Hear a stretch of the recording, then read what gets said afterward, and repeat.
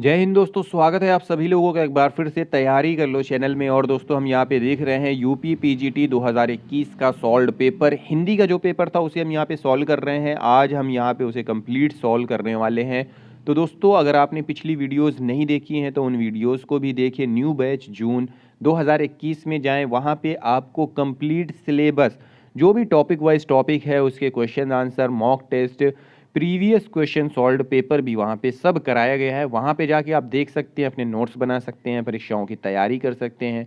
और दोस्तों अगर आपने अभी तक चैनल को सब्सक्राइब नहीं किया है तो सबसे पहले चैनल को सब्सक्राइब कर लें, साथ ही साथ बेल आइकन प्रेस कर लें और हमारे कम्युनिटी पोस्ट में जो भी क्वेश्चंस पूछे जाते हैं उनके भी आंसर देते रहें। तो चलिए शुरुआत करते हैं हम अपने आज के क्वेश्चंस आंसर की। तो दोस्तों आज का पहला प्रश्न और टोटल 91 प्रश्न है कि एक दिन बोलेंगे पेड़ काव्य संग्रह के रचनाकार कौन है। यहाँ पे ऑप्शंस दिया हुआ है, राजेश जोशी, सौमित्र मोहन, शेखर जोशी या फिर अरुण कमल। तो सही उत्तर है राजेश जोशी पहला। एक दिन बोलेंगे पेड़ काव्य संग्रह के रचनाकार राजेश जोशी हैं। मिट्टी का चेहरा, नेपथ्य में हंसी, दो पंक्तियों के बीच उनके अन्य काव्य संग्रह हैं। फिर अगला प्रश्न है, इस बोली में कर्ता कारक की विभक्ति का प्रयोग नहीं होता है। इनमें से कौन सी है जिसमें कर्ता कारक की विभक्ति का प्रयोग नहीं होता है। ऑप्शन है कन्नौजी, बुंदेली, अवधी या फिर मेवाती। तो सही उत्तर है ऑप्शन तीसरा, अवधी। अवधी बोली में कर्ता कारक की विभक्ति का प्रयोग नहीं होता है। फिर अगला प्रश्न है, एक वर्तनी की शुद्ध है। एक की वर्तनी इनमें से शुद्ध है तो वो कौन सा है। ऑप्शन है अनन्नास, अक्षौहिणी, आकस्मिक, आकाल। तो इनमें से सही उत्तर है ऑप्शन पहला, अनन्नास। अनन्नास की वर्तनी शुद्ध है जबकि आकस्मिक का आकस्मिक, अक्षौहिणी का अक्षौहिणी और अकाल का अकाल शुद्ध रूप होता है। फिर है प्रश्न, उत्तर रामचरित का प्रधान रस क्या है। शांत रस, करुण रस, श्रृंगार रस या फिर वीर रस। तो सही उत्तर है करुण रस। उत्तर रामचरित का प्रधान रस करुण रस है। उत्तर रामचरित महाकवि भवभूति का प्रसिद्ध संस्कृत नाटक है जिसके 7 अंक हैं। अगला प्रश्न है, संत साहित्य के संबंध में कौन सा कथन उचित नहीं प्रतीत होता है। तो यहाँ पे कई सारे कथन दिए हुए हैं। जो उचित नहीं प्रतीत होता है वो है ऑप्शन तीसरा, संत साहित्य को मात्र भजन पूजन के स्तर पर देखा जा सकता है। तो ये असत्य कथन है। तो ये ऑप्शन यहाँ पे हमारा सही हो जाएगा, ऑप्शन तीसरा। अगला प्रश्न है, निम्नलिखित शब्दार्थों के युग्म में कौन सा युग्म गलत है। ऑप्शन दिया हुआ है, निसारह, निशारह रजाई, शीरस्कम शिखा, उष्णीशम पगड़ी, उत्तरीय चादर। तो सही उत्तर है ऑप्शन चौथा। गलत युग्म है उत्तरीय चादर, क्योंकि उत्तरीय का अर्थ दुपट्टा होता है। बाकी सही है। फिर अगला प्रश्न है, निम्नलिखित में से कौन सा अलंकार ग्रंथ नहीं है। भाषा भूषण, शिवराज भूषण, ललित ललाम, अंग दर्पण। तो सही उत्तर है ऑप्शन चौथा, रसलीन का अंग दर्पण अलंकार ग्रंथ नहीं है। वहीं भाषा भूषण राजा जसवंत सिंह, शिवराज भूषण भूषण और ललित ललाम मतीराम आदि का अलंकार ग्रंथ है। शैशव के सुंदर प्रभाव को मैंने नव विकास देखा, यौवन की मादक लाली में यौवन का हुलास देखा। पंक्तियां किसके द्वारा लिखी गई हैं। ऑप्शंस दिया हुआ है, हरिवंश राय बच्चन, भगवती चरण वर्मा, विद्यावती कोकिल या फिर सुभद्रा कुमारी चौहान। तो सही उत्तर है ऑप्शन चौथा। उपरोक्त पंक्तियां सुभद्रा कुमारी चौहान द्वारा लिखी गई हैं। यह पंक्ति उल्लास कविता से ली गई है। अगला प्रश्न है, मनोहर श्याम जोशी का उपन्यास कौन सा है। ऑप्शन दिया हुआ है कसप, दिल्ली दूर है, मुझे चांद चाहिए, या फिर कितने पाकिस्तान।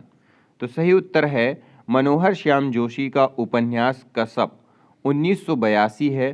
कुरु कुरु स्वाहा, हरिया हरक्यूलिस की हैरानी, हमजाद, टाटा, प्रोफेसर, कयाप, कौन हूँ मैं, कपीश जी, वध वध स्थल, उत्तराधिकारिणी आदि उनके अन्य उपन्यास हैं। वहीं दिल्ली दूर है शिव प्रसाद सिंह का उपन्यास है, मुझे चांद चाहिए सुरेंद्र वर्मा का उपन्यास है, और कितने पाकिस्तान कमलेश्वर का उपन्यास है। बहुवचन की दृष्टि से एक वाक्य शुद्ध है, तो वो वाक्य कौन सा है? यहाँ पे ऑप्शंस दिया हुआ है चिड़िया उड़ गई, चिड़िये उड़ गई, चिड़ियाएँ उड़ गईं, या फिर चिड़ियाँ उड़ गईं। तो सही उत्तर है ऑप्शन चौथा, बहुवचन की दृष्टि से एक वाक्य शुद्ध है, चिड़ियाँ उड़ गईं। अगला प्रश्न है वारी शब्द की द्वितीय विभक्ति द्विवचन है, कौन सा होगा? वारिणी, वारिणी, वारिणा, या फिर वारिणा। सही उत्तर है ऑप्शन दूसरा, वारी शब्द की द्वितीय विभक्ति द्विवचन वारिणी है। अगला प्रश्न है हिंदी के मार्क्सवादी समीक्षक हैं, कौन है? नीचे ऑप्शन है आचार्य रामचंद्र शुक्ल, डॉक्टर नगेंद्र, डॉक्टर नामवर सिंह, या फिर नंद दुलारे वाजपेयी। तो सही उत्तर है डॉक्टर नामवर सिंह। डॉक्टर नामवर सिंह हिंदी के मार्क्सवादी समीक्षक हैं, वहीं रामचंद्र शुक्ल और नगेंद्र रसवादी और नंद दुलारे वाजपेयी सौष्ठववादी समीक्षक हैं। अगला प्रश्न है आंखें बिछाना मुहावरे का सही अर्थ क्या है? प्रायश्चित करना, आंखें थक जाना, उपेक्षा करना, या फिर हृदय से आदर करना। तो सही उत्तर है ऑप्शन चौथा, आंखें बिछाना मुहावरे का अर्थ है हृदय से आदर करना।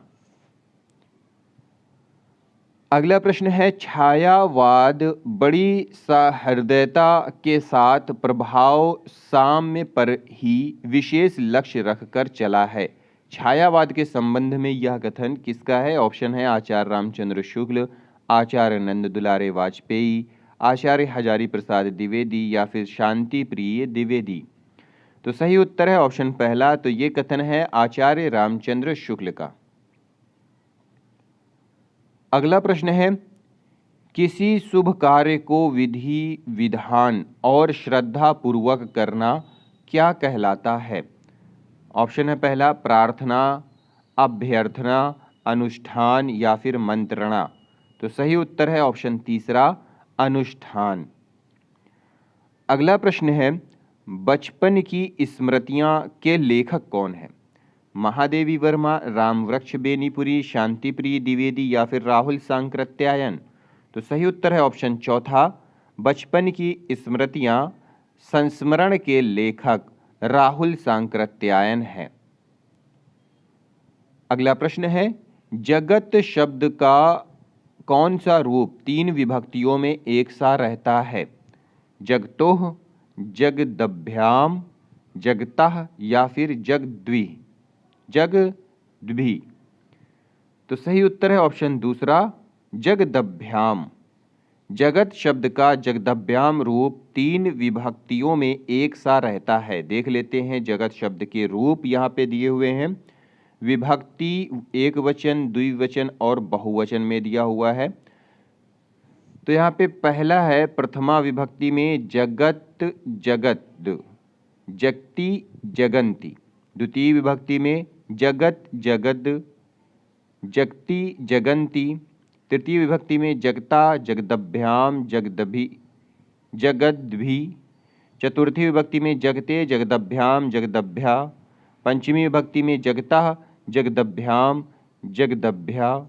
षष्ठी विभक्ति में जगतः जगतोः, जगताम।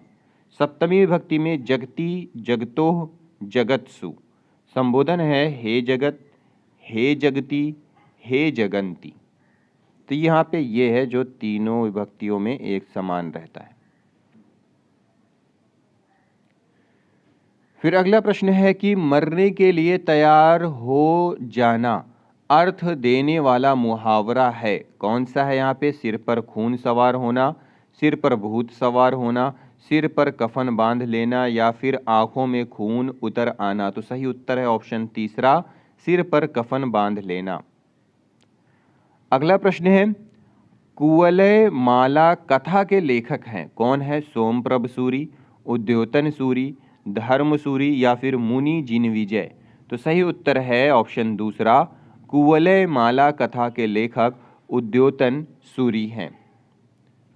अगला प्रश्न है, अजीर शब्द का अर्थ क्या होगा? ऑप्शंस दिया हुआ है, युवा, आंगन, वार्धक्य, या फिर जरावस्था। तो सही शब्द है ऑप्शन दूसरा, आंगन। आंगन और शरीर होता है। अगला प्रश्न है, सर्वे स्वरा घोवंतो बलवंतो वक्तव्या, यह कथन किस ग्रंथ का है? देख लीजिए, अब यहाँ पे एक कथन दे दिया है और उसका ग्रंथ पूछ रहा है, तो किस तरह से तैयारी करनी चाहिए यहाँ पे ये पता चल रहा है। हमें पुस्तक और उस ग्रंथ के अंदर क्या लिखा है ये भी पढ़ना चाहिए। तो ऑप्शन दिया हुआ है, महाभाष्य, छंदोग्य उपनिषद, वाक्यपदीय, अष्टाध्यायी। तो सही उत्तर है ऑप्शन दूसरा, सर्वेश्वरा घोषवंतो बलवंतो वक्तव्य। यह कथन छंदोग्य उपनिषद का है। अगला प्रश्न है, विष्णु प्रभाकर कृत आवारा मसीहा क्या है? आत्मकथा है, जीवनी साहित्य है, रेखा चित्र है, या फिर यात्रा साहित्य है। तो सही उत्तर है ऑप्शन दूसरा, विष्णु प्रभाकर कृत आवारा मसीहा जीवनी साहित्य है। यह ग्रंथ बंगला के महान कथाकार शरद चंद्र की जीवनी पर आधारित है। विलोम शब्द की दृष्टि से एक युग्म अशुद्ध है, वो युग्म कौन सा है? यहाँ पे ऑप्शन दिया हुआ है, गमन आगमन, निषिद्ध विहित, आमिष सामिष, या फिर व्यास समास। तो सही उत्तर है ऑप्शन तीसरा, आमिष सामिष। आमिष का विलोम निरामिष होता है। अगला प्रश्न है, एक वाक्य शुद्ध है, इनमें से कौन सा है जो एक वाक्य शुद्ध है? नीचे ऑप्शंस दिया हुआ है, आपकी राय से यह काम जरूरी है, वहाँ मिष्ठान्न की बड़ी दुकान है, भारत कश्मीर से लगाकर कन्याकुमारी तक फैला है, उन्होंने बहुत सी पुस्तकें एकत्रित कर ली हैं। तो जो शुद्ध वाक्य है वो है ऑप्शन दूसरा, वहाँ मिष्टान्न की बड़ी दुकान है। ऑप्शन दूसरा सही है। अगला प्रश्न है, निर्गुण भक्ति काव्य धारा में उदासी संप्रदाय के प्रवर्तक कौन है? दादू दयाल, रज्जब, श्रीचंद, या फिर मलूक दास। तो सही उत्तर है श्रीचंद। निर्गुण भक्ति काव्य धारा में उदासी संप्रदाय के प्रवर्तक गुरु नानक के पुत्र श्रीचंद 1494 से 1643 ये है। ठीक है, कौन है? श्रीचंद। समष्टि शब्द का विलोम शब्द क्या है? समूह, समग्र, विशिष्ट, या फिर व्यष्टि। तो सही उत्तर है ऑप्शन चौथा, समष्टि शब्द का विलोम शब्द व्यष्टि है। अगला प्रश्न है, अमी हलाहल मद भरे सेत श्याम रतनार, जियत मरत झुकी झुकी परत जेही चितवक्त इक बार। मतलब यहाँ पे ये उपर्युक्त दोहा है, बहुत ही फेमस है, कई बार परीक्षाओं में पूछा गया है कि अमी हलाहल मत भरे सेत श्याम रतनार, जियत मरत झुकी झुकी परत जेही चितवत इक बार।